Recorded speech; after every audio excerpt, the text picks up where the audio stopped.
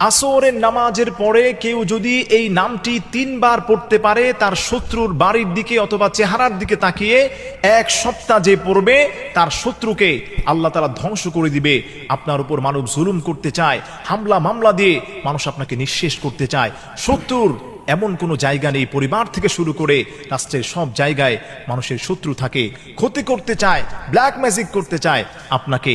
তারা হার মানানোর জন্য দেখা যায় প্রত্যক্ষভাবে শত্রুতা আমি না করতে পারলেও পরোক্ষভাবে তারা করার চেষ্টা করে। এজন্য আমি আপনাকে বলছি, প্রতিদিন আসর নামাজের পরে আপনার শত্রুর বাড়ির দিকে তাকিয়ে এই দোয়াটি যদি আপনি পড়তে পারেন, ইয়া খফিদু ইয়া খফিদু ইয়া খফিদু, আপনি 3 বার যদি এই দোয়াটা পড়তে পারেন, 1 সপ্তাহ আপনি পড়লে দেখবেন নিজ চোখে আপনি রেজাল্ট দেখতে পারবেন, এর ফলাফল দেখতে পারবেন।